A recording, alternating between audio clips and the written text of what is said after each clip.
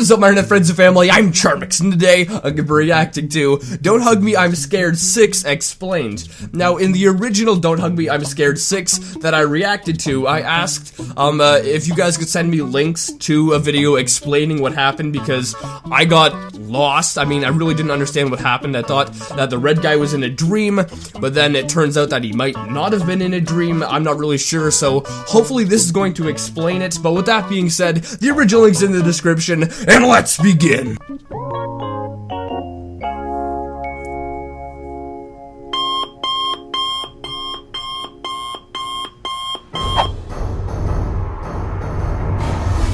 Get creative.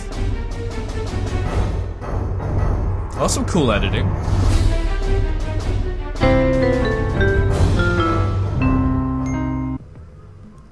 Hey everyone, it's Omar here from Thought. I don't know about you, but for me, the Don't Hug Me, I'm Scared 6 hype was real. I was up all night waiting for the episode to come out, and it was so worth it. This episode is for me the best one yet, and I really think it does wrap up the story very well. But Becky and Joe promised that by episode 6, all will have been revealed. So let's see what we could figure out about this episode. Let's get Roy into the theory. The episode opens with 3 beds in a room, labeled R, Y, and D for red guy, yellow guy, and duck. As we expect, neither the red guy or the duck are there because in the last 2 episodes, something happened to them. Like all of the episodes, this final episode also seems to start with a theme, this time dreams. The teacher in this episode is a talking lamp. While the yellow guy is trying to sleep, the lamp keeps him awake by claiming that he can't sleep because he doesn't know how to dream. Like in all the cases we've seen so far, the lamp's claims represent the lack of proper guidance shown by the media, and how it's actually counterintuitive. The notepad in the first episode claims to be teaching them how to be creative, but by the end it turns into a lesson on why not to be creative. Similarly, the lamp seems to be trying to help him sleep, but in reality he's causing him to stay awake. The transition from normal children's cartoon to chaotic mess comes very quickly this time around, as from the beginning. The yellow guy is yelling at the lamp to stop from the beginning, so it seems like he's figured out what's going on and he's actively trying to stop it. But yeah, I did notice that in this one as well. It quickly becomes chaotic as it turns from being about dreams to being about nightmares. The image of the yellow guy sinking is a powerful one, and I think it signifies how he's trapped and stuck in this reality, slowly being overpowered by the constraints of the media. How does oil equal constraints, you ask? It was used to destroy the yellow guy's painting in the first episode, so I really do think it represents the media silencing him and its counterintuitiveness. But then the episode takes a strange turn when it shifts to a scene of the red guy in the real adult world. He's approached by a coworker and told to work with some files, and the red guy talks about how it'd be funny if the file came to life and began to sing and dance. I think this shows that because of the influence of the media on him in the past, he can't fit into normal society anymore. His bit later on stage is further proof of this. When darkness surrounds him after being criticized and booed by his coworkers, this symbolizes his isolation and his lack of connection with the adult world.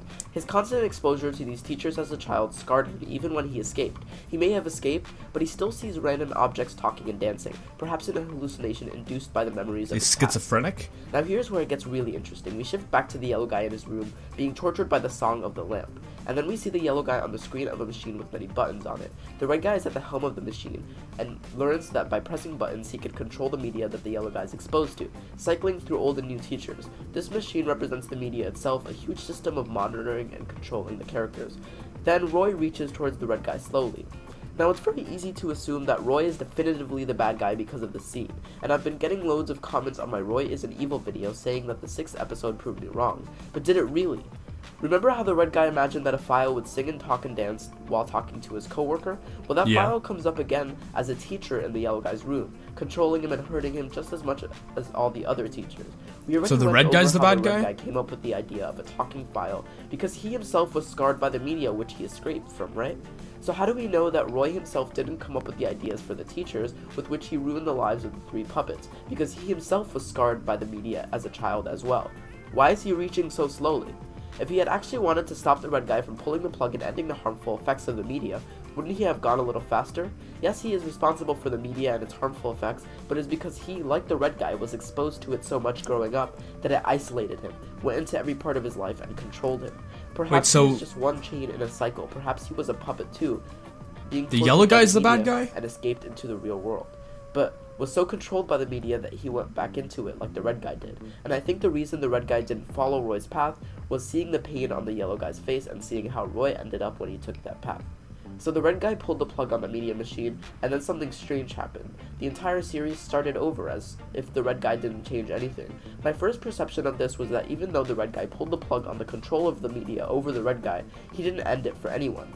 And the next day, June 20th, just continued like it always did. But then I realized, why did the characters have different color schemes? We saw that the adult world was full of people of the same color as the red guy. Why would this group be different? Because the red guy really did end the media, or at least the harmful version of it that Roy was running.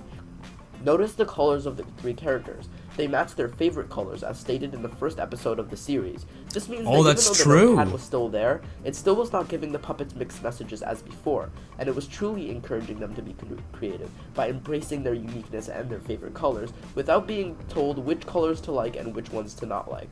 This leads me to believe that the red guy must have started a new media center, where these ideals are held up, in order to make the lives of the next group of characters better than his was.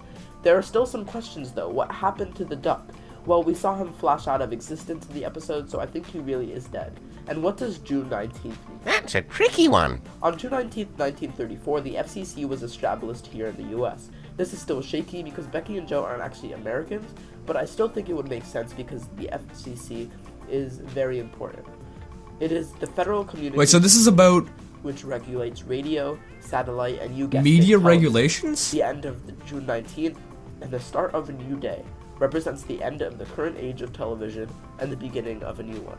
So basically, on June 19th, the FCC was created, which regulated the media, and that molded the way people thought. And at the end of the Don't Hug Me, I'm Scared 6, he unplugs, I guess, the manipulation of the media, and that resets the way people are thinking, so that the media is not controlling the way people are thinking, because I know the media is quite biased, and that a lot of people do control the media, so I guess that actually makes a lot of sense. However, in the first couple videos of Don't Hug Me, I'm Scared, that really didn't show that much at all. Like, I would have never guessed that. Anyway, guys, I hope you liked this video. Let me know if you think this made sense. I personally think it did make sense. I do think it is about the manipulation and the control of the media over the people. But with that being said, if you like this video, make sure you give it a thumbs up, possibly share it with a friend. If you're new, make sure you subscribe and join the family today. And if you're interested in any YouTube news, make sure you go check out my YouTube news channel. Also, make sure you go subscribe to Thought, who made this video. I'll put a link in the description. And with that being said, I'll see you guys next time.